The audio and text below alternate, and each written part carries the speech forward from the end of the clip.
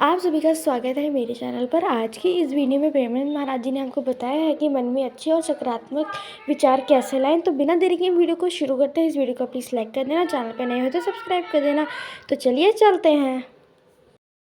याद रखना चाहिए, अच्छे और बुरे भावों की उत्पत्ति, ये 10 बातें प्रधान होती हैं। आपके अंदर अच्छे भाव आ रहे हैं या बुरे भाव आ रहे हैं तो उनमें 10 बातें प्रधान हैं। पहला, स्थान। आप कहां बैठे हैं, कहां रह रहे हैं, किस जगह खड़े हैं, आपको स्थान देख करके ही बर्ताव में उतरना है। जैसे मदिरालय है, आप वहां खड़े होंगे तो तमोगुण अपने आप बढ़ने लगेगा, आसुरी प्रवृत्ति बढ़ने लगेगी। ऐसे ऐसे जिस स्थान पर खड़े होने से, देखने से, बात करने से हमारी वृत्ति बिगड़ रही, उस स्थान का तत्काल त्याग कर देना चाहिए, वहां से हट जाना चाहिए। पहला है स्थान।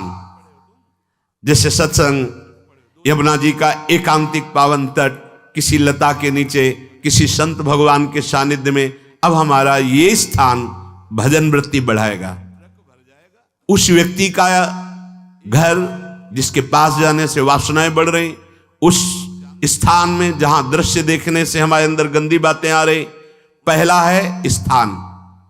दूसरा है अन्न। बहुत बड़ा प्रभाव अन्न का होता है। अगर अधर्म के द्वारा कमाया हुआ अन्न है तो बुद्धि अधर्म में ही लगेगी।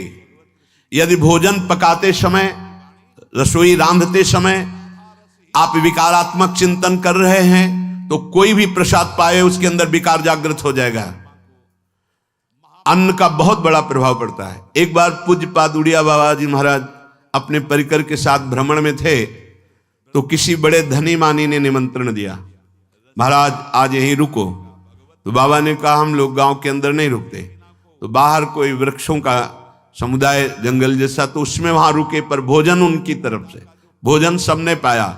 जब सुबह हुआ तो महात्मा जन, साधक जन एक दूसरे की तरफ देखे और बोले आज तो हमको बड़ा दोष हुआ, गंदा स्वप्न आया और हमारा संयम बिगड़ गया। बोले ये तो हमको भी हुआ, जितने थे सबको हुआ। उड़िया बाबा के समीप गए, बाबा ने कहा अच्छा ऐसा हुआ, ये तो अन्न दोष है, बुलाओ सन्न पवाने वाले को, फिर चलेंगे। बुलाया और बाबा ने कहा बिल्कुल सत्य बोलना, नहीं तो आप जानते हो इतने महात्माओं के संयम को आपने भ्रष्ट कर दिया, सत्य बोलना क्या बात थी। उनका महाराज संतान नहीं हो रही थी, सुना था आप बहुत सिद्ध महापुरुष हैं तो आपके परिकर को इसीलिए पवाया, अंदर काम भाव था कि हमारे कामना थी कि संतान उत्पन्न हो, वैसे चिंतन करते हुए बनाया ऐसे। बोले सबका संयम नष्ट कर दिया। होश में, नरक जाने वाली बात मत सोचो। अरे संतों को पवाओ जैसे अपने पुत्र को पवाते हैं, ऐसी भावना करनी चाहिए। आज हो भाग्य तो परिणाम खुद मंगल में निकलेगा। काम भाव से युक्त होकर क्यों बनाया, सब संतों के अंदर विकार पैदा कर दिया। अन्न का प्रभाव पड़ता है, हम जैसा अन्न पाते हैं वैसा। कई बार सुनाया है, सिद्ध महापुरुष पूज्य प्रातः स्मरण श्री बलराम दास जी महाराज झाड़ू मंडल के, यमुना के पावन तट पर ही है, रास मंडल के पास ही, वो अपने एक लता के नीचे बैठे हुए भगवत चिंतन कर रहे थे। अचानक यमुना जिस नजदीक है तो कोई माई स्नान किए हुए निकली तो नेत्रों ने देखा और विकार उत्पन्न हो गया। वयोवृद्ध सिद्ध महापुरुष, उन्होंने कहा अब तो इस शरीर को नष्ट कर दूंगा। शिष्यों ने कहा महाराज ऐसा क्यों? बोले किसी माता के शरीर को देखकर हमारे अंदर विकार क्यों आ गया? ऐसा नहीं, आज तक कभी नहीं हुआ, ऐसा क्यों हुआ? उनका महाराज आपस में सब शिष्यों ने कि कुछ ना कुछ तो खान पान में गड़बड़ी हो गई तभी ऐसा हुआ। बाबा आज परिक्रमा करते हैं वृंदावन की, बाद में आप जो आदेश करेंगे जैसा करेंगे, पहले परिक्रमा।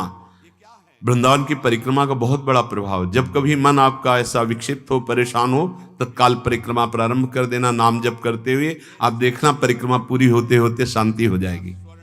बाबा ने खूब नाम कीर्तन करते हुए शिष्यों के साथ परिक्रमा दी, मन का विकार शांत हो गया। उनका ऐसा कैसे हो सकता है कि हमारे अंदर विकार आ गया? ये बड़ी सूक्ष्मता का विषय है।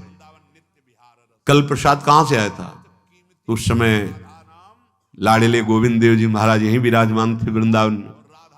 बोले तो ठाकुर गोविंद देव जी का प्रसाद आया था। लकुट उठाई, है वो तो भगवत स्वरूप। तस्मित तज्जने भेदा भावात, भगवान और भगवान के ऐसे जनों में भेद नहीं होता, वो भगवत स्वरूप होते हैं। गए और कहा बताओ, आपका प्रसाद न पावे तो अपराध लगे कि प्रसाद नहीं पाया, और प्रसाद पावे तो हमारे अंदर काम जागृत हो जाए, हम तो मरे ना दोनों तरफ से। तो ठाकुर जी बात कर रहे थे, दूसरों को नहीं सुनाई दे रहा था। कह रहे थे कि देखो नाराज मत हो, कलकत्ता की वैश्या थी, उसने भोग लगाया, अब उसने भोग लगाया तो हमने चख पाया, तो आपको प्रसाद का किनका लेना चाहिए? किसने कहा था कि पूरा प्रसाद पाइए? जरा किनका ले लेते हो, मधुकरी पाते। हाँ ये बात आपकी मान। तो हमारा तो पूरा विश्व है, कोई भी भोग लगाएगा हम तो पाएंगे। हमारे प्रसाद की निष्ठा आप सबके हृदय में, तो किनका लीजिए, पूरा मत पाइए। सोचिए, भगवद अर्पित प्रसाद और वृत्ति, भगवान ने आदेश किया किनका पाओ, माधुकरी मांग के खाओ। यहां वर्णन कर रहे, यदि हम अन्न थोड़ा भी हमारे अंदर दूषित चला गया, तो जब कभी ऐसी विकार की भावना हो, आपके अंदर विकार बन रहा है, तो खोजिए। आपने कोई दृश्य देखा है, आपने किसी से बात की है, आपने कोई ऐसा संकल्प बनाया नहीं, तो फिर भोजन दोष आ गया। अब आज उपवास कर दो, जब तक वो वृत्ति न नष्ट हो तब तक कुछ मत पाना, जल से काम चलाना, तो एक दिन एक पहर अपने आप शांत हो जाएगा। अगर बहुत विकलता हो रही तो नाम कीर्तन शुरू कर दो, भोजन मत पाना, नाम कीर्तन शुरू, बिल्कुल शांति मिल जाएगी, बिल्कुल। और ये तो उदाहरण महापुरुष इसलिए देते कि हम सावधान रहें। हमारे अच्छे भाव या बुरे भाव में ये 10 बातें बहुत प्रभाव डालती हैं। पहला स्थान, दूसरा अन्न, और तीसरा जल। पानी भी बहुत संभाल के नहीं। आजकल तो देखो प्रायः ऐसे दांत से प्लास्टिक नोचेंगे, ऐसे पानी पिएंगे, कब भरी गई, कहां भरी गई, कैसा पानी। बड़ा देखो कैसा हमारे भजन साधन के लिए विक्षेप पैदा होता चला जा रहा है। पहले सुंदर सरोवरों का जल, मतलब 15 वर्ष तो गंगा जल ही केवल पिया है, जो आकाशवृत्ति से मिला नहीं, गंगा जल ही पिया है। कुआं का जल, फिर आया हैंडपैप का जल, अपवित्र होने लगा। हैंडपैप में जो वाशर, अगर वो कहीं चमड़े का पड़ा हुआ है तो अपवित्र जल हो गया। अब हैंडपैप का भी अंतर ध्यान स्वरूप हो गया, अब तो नहीं दिखाई देता।